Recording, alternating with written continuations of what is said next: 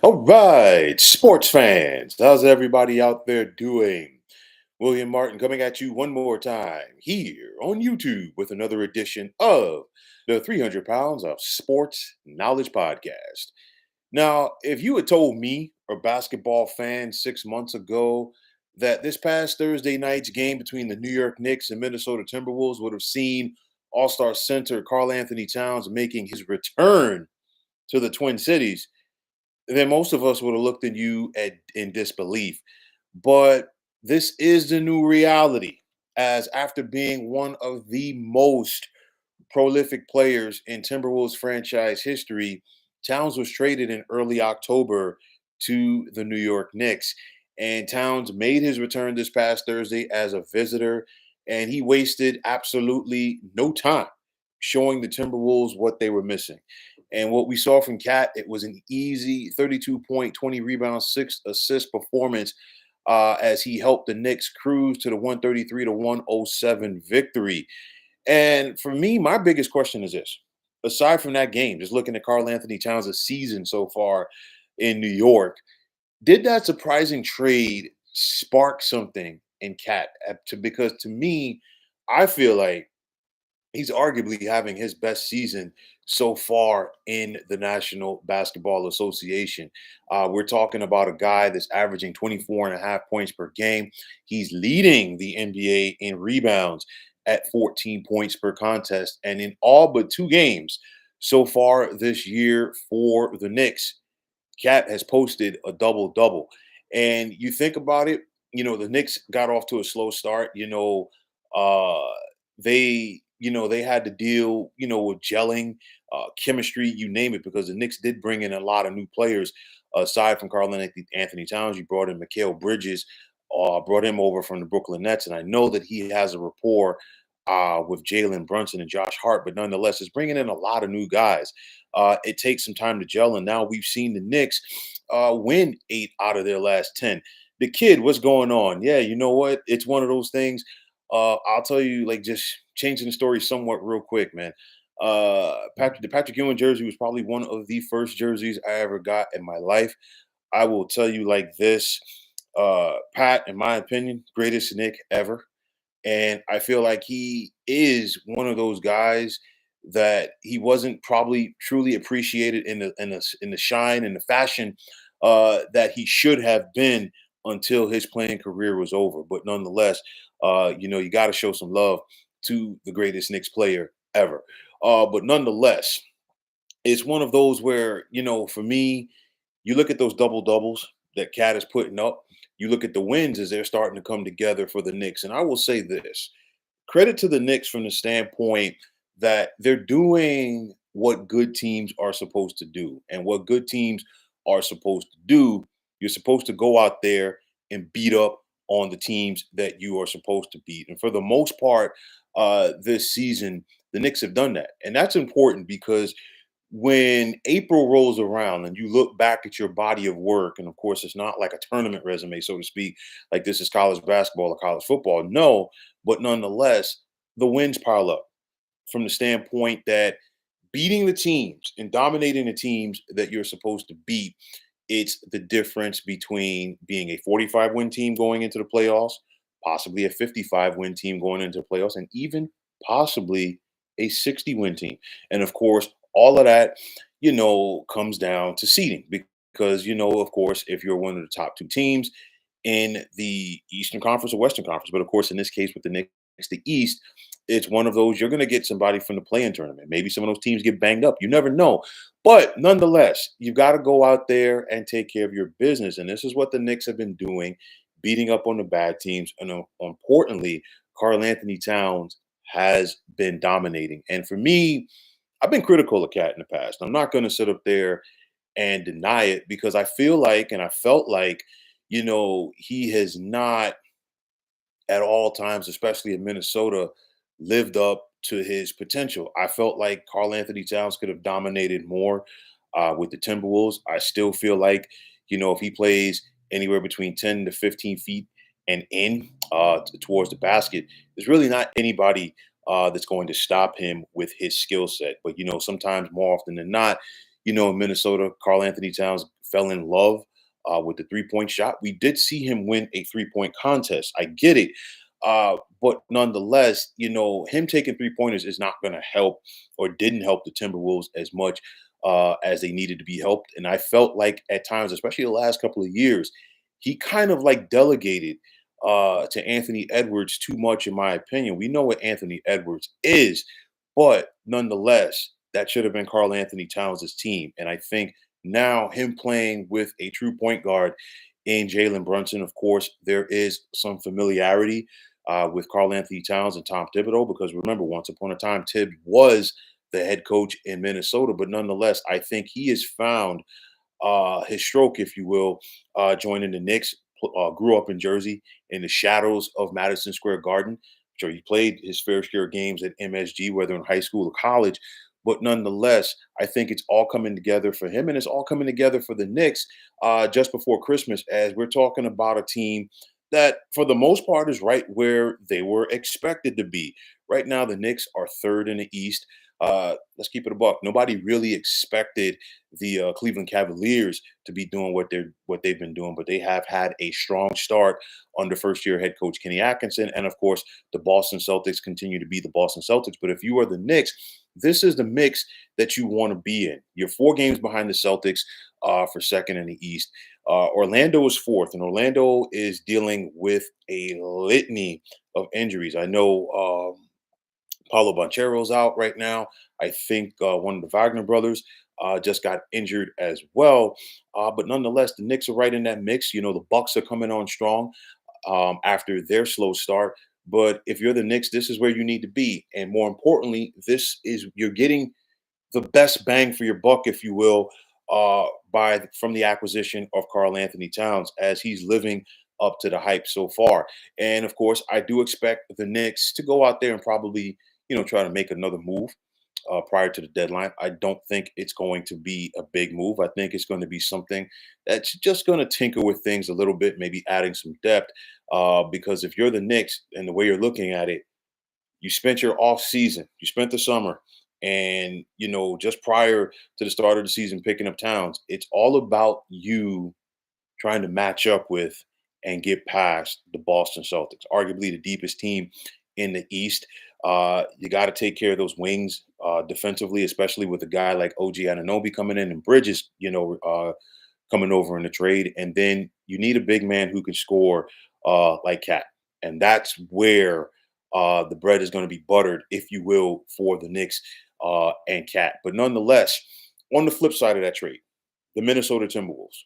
We saw this team win 56 games last season, which was the second most in franchise history. And we also saw them reach the Western Conference for just the second time in franchise history. And granted, when they won 58 games back in 2004, that was their only trip to the Western Conference Finals. And it quickly came apart for those Timberwolves 20 years ago, even though they basically had the same squad. This time around, we're seeing it, and it's not really there for Minnesota so far. You got an up and down team, a team that only lost 24 games last season, but 26 games last season, rather. But here, we're not even at Christmas, and Minnesota is already halfway towards that loss column. You're talking about the Timberwolves right now. They're 14 and 13. They are clinging to the final spot in the play-in. They're currently tied with the Phoenix Suns at 14 and 13. Yes, there's plenty of a season ahead of us. Don't get me wrong, but it just has not come together for Minnesota so far. You got back Julius Randle, you got back Dante DiVincenzo, and it's one of those where Julius Randle is a quality player. We've seen Julius Randle make the All-Star team in the past. Dante DiVincenzo is a solid bench player, wants to start, but it just has not worked out so far with the Timberwolves. I think that was a huge gut punch to the team. And I talked about this last year from the standpoint that this is what happens when everybody is not on the same page. And the reason why I say that, the Timberwolves have two separate ownership groups. And of course, A-Rod and company at this point were supposed to take over majority ownership. That has not happened. And of course, the trade was basically because the Timberwolves wanted to get under that luxury tax apron. And I talked about it when it happened, when it was agreed upon by the owners. Let's not forget about this. The owners agreed upon this, okay? But nonetheless, those smaller market teams, they're going to be stuck in the middle as far as what they do. And you already have a situation with the Timberwolves. You know, Anthony Edwards is getting paid. You're paying Rudy Gobert. And I got news for you. Nobody's taking on that deal. Okay. And unfortunately for Minnesota, Karl-Anthony Towns became the odd man out. And it was one of those, it was a shocking trade for everybody involved. Cat was basically getting ready to go to training camp for the Timberwolves, try to see if they can improve off of what they did last season. And, the Timberwolves were looking, to try to, build off of that. Nobody expected Cat to be traded, and nobody expected him to be traded to the Knicks. But you know what? It happened. And to his credit, because as much as he loved playing in Minnesota, and I truly do believe that he loved playing there, it would have been easy for him to sulk. But I think coming back, east, coming back to the New York area, he's embraced it.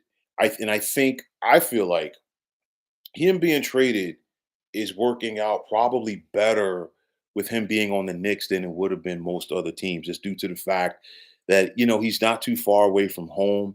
He has, he knows what it takes, to be on that big stage in New York City, in the New York area rather.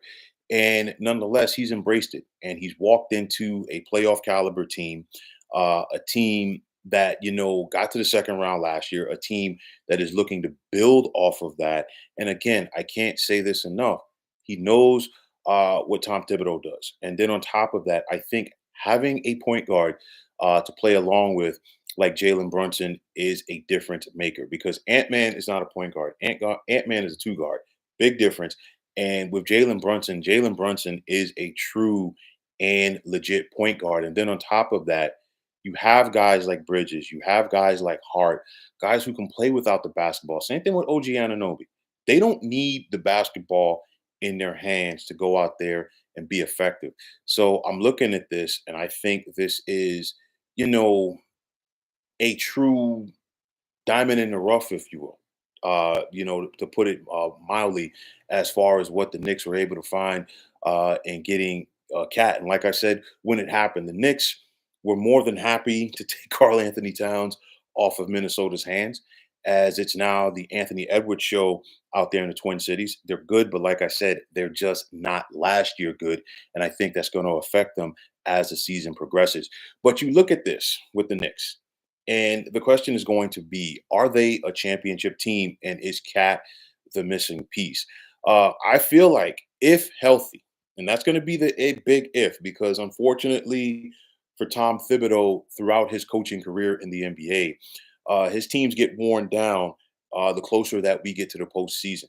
So if the Knicks are fresh, okay, they're ready to contend with the Celtics, with the Bucks, with the Cavs in the Eastern Conference as far as getting out of there and getting to the finals. But it's always the big if with Tibbs, because unfortunately he runs his guys into the ground. We saw the Knicks make a run to the second round last year, and I'm not going to say that they ran out of gas. It was one of those that they simply ran out of bodies.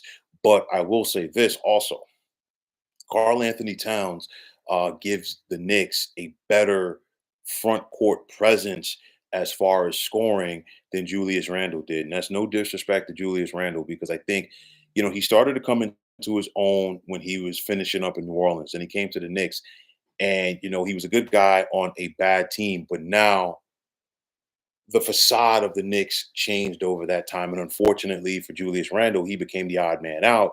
And then, of course, if you're the Knicks and you got an opportunity to get Cat or keep Julius Randle, that's a no-brainer as far as what you're going to do. So I look at this Knicks team right now.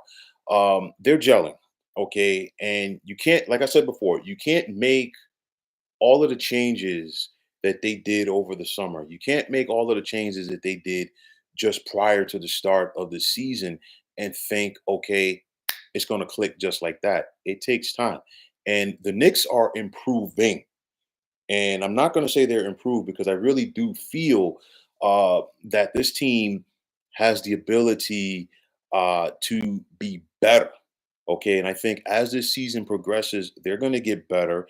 I do expect them to, like I said, to make a trade, maybe a small trade. I don't think they're going to try to tinker with the sauce too much at this point, but just make a trade to give them more depth. And of course, maybe it's one of those they go out there and they're aggressive as far as that move, or maybe it's something where they just simply say, "Hey, let's sit back and see what the Celtics are going to do. Let's see what the Bucks are going to do. Let's see what the Cavs are going to do to try to counter them and get ready for the holiday." Crim's dad, what's going on, man? Happy holidays to you and your family as well. And I'm guaranteed, I'm not going to say guaranteed, but I'm pretty sure that you're probably going to be checking out some NBA action um, this Christmas Day. And if not, maybe you're tuning in to Netflix to check out the NFL doubleheader. But nonetheless, if you're a Knick fan, you got to like the direction that this team is going in. You got to like the way the things are turning around for this organization. Uh, you know, in comparison to where it was over the last couple of years. Saying one of the few who know how to pronounce my user ID. Nailed it. Thank you. Appreciate that, man. Thank you. Yeah, but nonetheless, you gotta appreciate the what this team is doing, where they're headed. You have to appreciate the moves that they're making as well, because there was a time where going to the Garden to watch a Knick game, you basically had to beg people to go watch the Knicks. And I mean, you think about those Isaiah Thomas years and the losing, the constant losing, the constant losing. And okay, we might make the playoffs here and there, but you know what? There was never consistency. And for the first time in a very long time, the Knicks have consistency, and the Knicks are expected to do things. And I think they have the opportunity, like I said, especially if Cat is going to keep playing the way that he's playing, to go out there and do some very special things this season. Crim's dad, you're saying just a few years ago, no one wanted to be a Knick.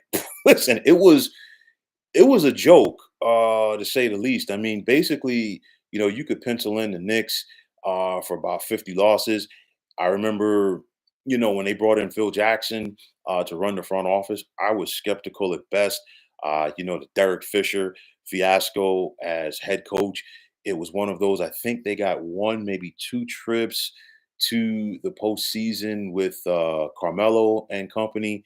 It was bad, but like things are changing right now. And I think this come spring, because it's cold on the East Coast right now, but come springtime, the Knicks, they're probably going to give their fan base something to root for.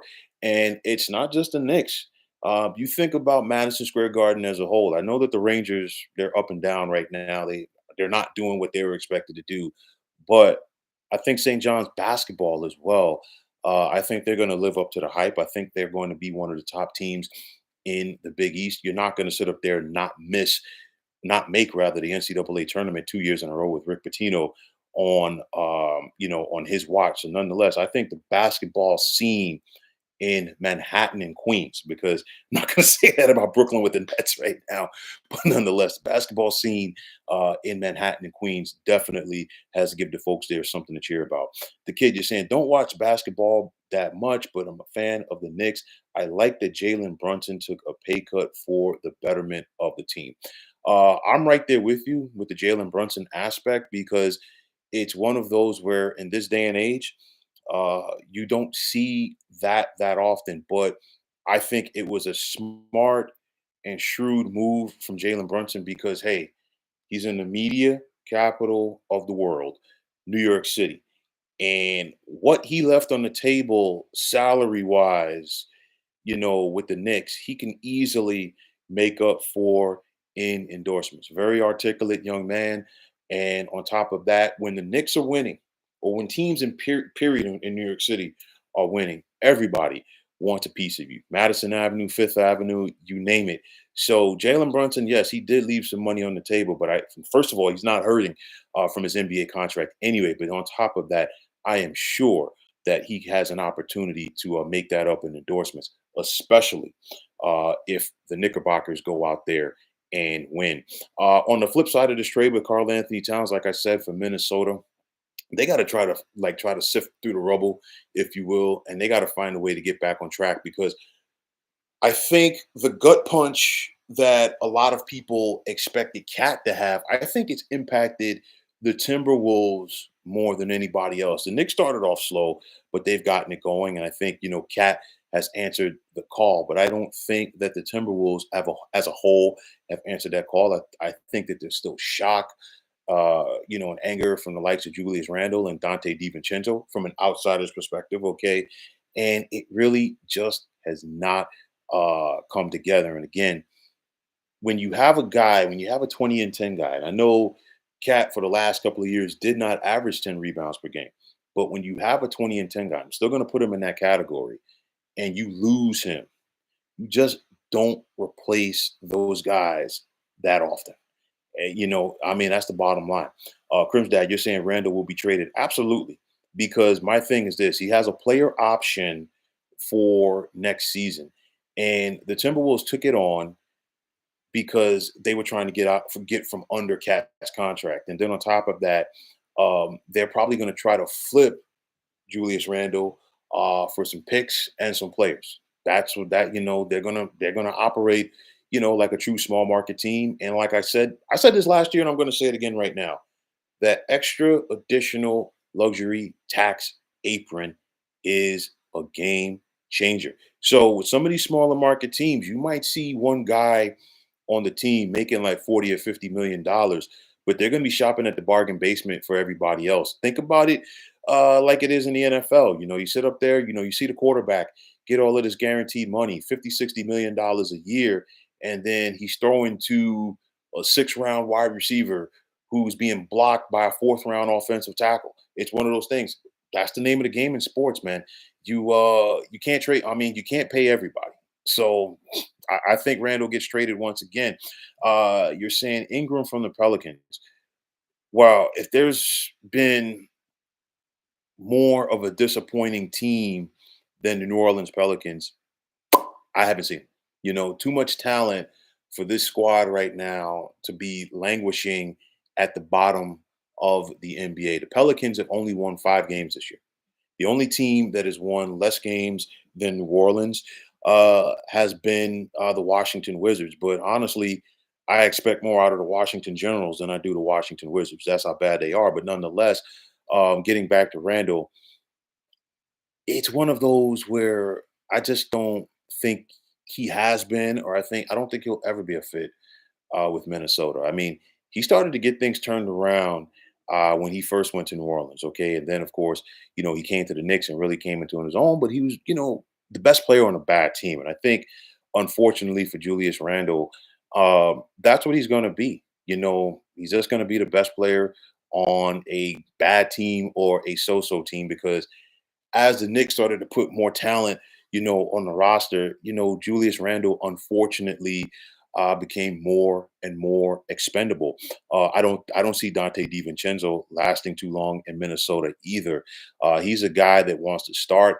I think he's a phenomenal 6-man option, especially on the right team and in the right situation. So it's going to be interesting to see how both of those former Knicks now could be or will be coveted just prior to the trade deadline. I would be very surprised to see either one of them, honestly, in my opinion, finish the season with the Timberwolves. But nonetheless, things are looking up for the Knicks. Things are definitely looking up for Karl-Anthony Towns. And I think if this guy is going to play like this and continue to be this aggressive, you know what? Game on.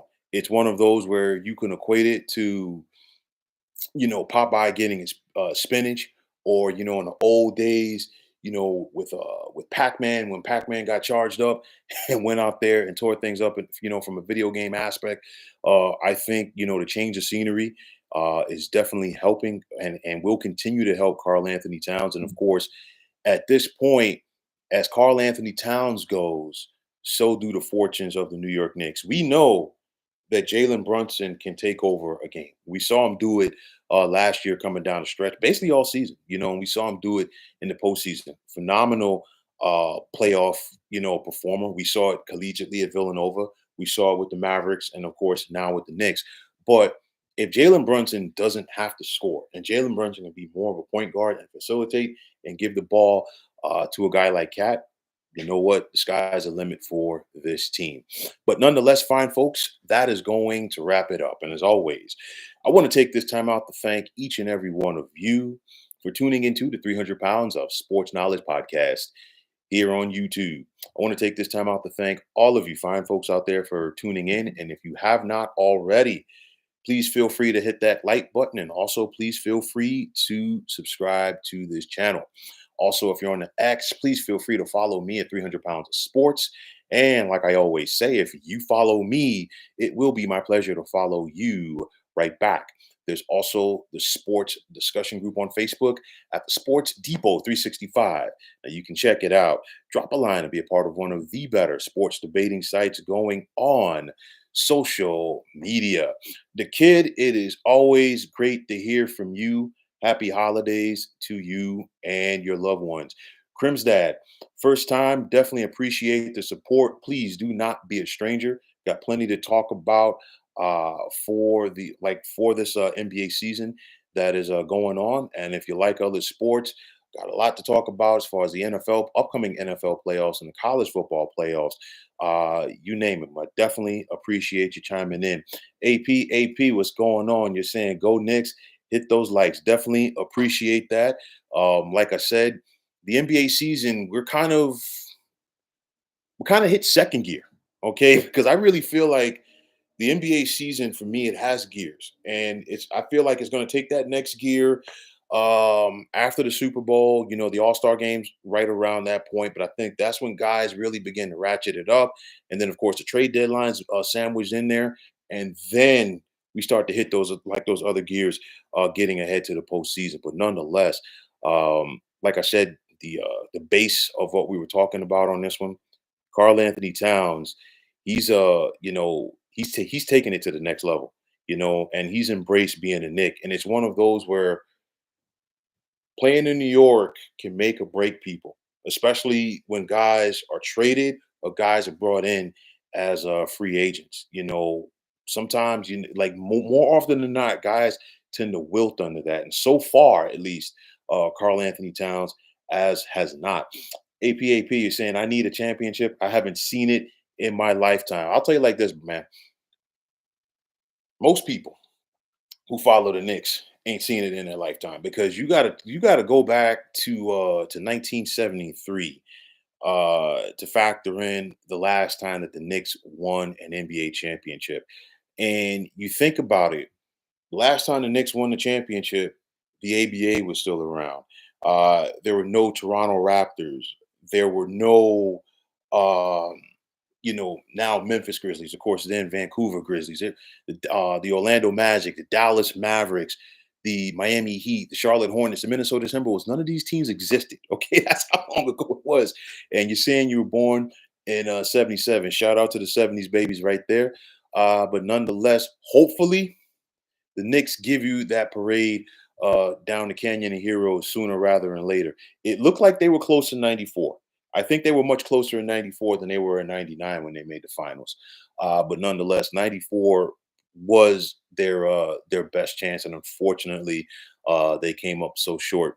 And of course, Knick fans from that era, most of them are still haunted by 2 for 18 by John Starks. But nonetheless, hopefully sooner rather than later, you can get that parade down the Canyon of Heroes on Broadway.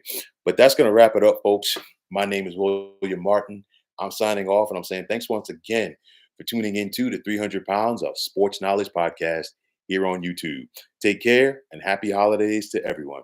Be well, everybody.